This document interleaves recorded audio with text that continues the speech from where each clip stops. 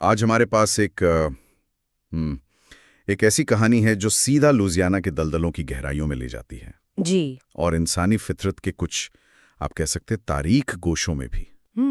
ماخذ ہے مہلک دلدل منشیات زدہ مگرمچھوں کا حملہ۔ اچھا۔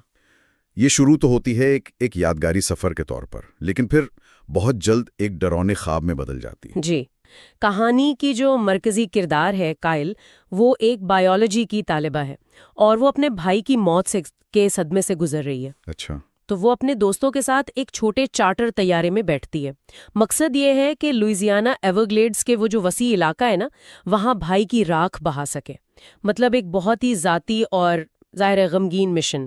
بالکل، لیکن جیسا اکثر ہوتا ہے ایسی کہانیوں میں، حالات قابو سے باہر ہو جاتے ہیں۔ جی۔ ان کا طیارہ وہ گر کر تباہ ہو جاتا ہے اسی ویران دلدلی علاقے میں۔ اوہ۔ پھر بچ تو جاتے ہیں، مگر وہ ایک ایسی جگہ پھنس جاتے ہیں جو کسی بھیانک خواب سے کم نہیں۔ اور انہیں یہ بالکل اندازہ نہیں ہوتا کہ اصل مشکل تو ابھی آنی ہے۔ اچھا، وہ کیسے؟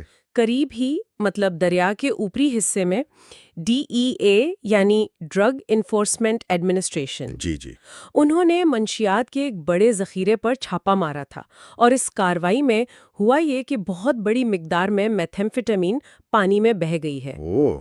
تو یہ یہاں سے کہانی ایک بالکل ہی غیر معمولی اور خوفناک موڑ لیتی ہے۔ بالکل۔ یہ آلودگی صرف پانی کو گندا نہیں کرتی، یہ مقامی مگرمچھوں کی بائیولوجی کو بدل دیتی ہے۔ جی ہاں۔ وہ بہت زیادہ جارحانہ، تیز رفتار شکاری بن جاتے ہیں، جنہیں ماخذ میں میتھ گیٹرز کہا گیا ہے۔ میتھ گیٹرز۔ تو اب یہ جو زندہ بچ گئے ہیں، یہ صرف دلدل کے قدرتی خطرات کا سامنا نہیں کر رہے، بلکہ ان تیز رفتار، کیمیکل طور پر بدلے ہوئے مگرمچھوں کا بھی۔ آئیے ذرا اس صورتحال کو، اس کی پیچیدگیوں کو سمجھتے ہیں۔ یہ ایک بہت ہی دلچسپ نقطہ ہے۔ اب بقا کی جنگ دو محاذوں پر ہے۔ صحیح۔ ایک طرف تو یہ بالکل اجنبی، خطرناک قدرتی ماحول ہے، کیچڑ، وہ گھنے پودے، پانی کے اپنے خطرات۔ اور دوسری طرف یہ کیمیائی طور پر تبدیل شدہ، ناقابل یقین حد تک خطرناک شکاری ہیں۔ یہ عام مگرمچھ نہیں ہے، ان کا رویہ بالکل غیر متوقع اور بہت بے رحم ہے۔ اور یہ کہانی صرف ان بیرونی خطرات تک ہی تو محدود نہیں رہتی ہے نا؟ مطلب ان کرداروں کے اندر بھی تو طوفان چل رہے ہوں گے۔ بالکل بالکل۔ بھائی کی موت کا غم، زندہ بچ جانے کا وہ جو احساس جرم ہوتا ہے، جی۔ پرانے جھگڑے، نئی کشیدگیاں، یہ سب اس جان لیوا صورتحال میں اوپر آ جاتے ہوں گے۔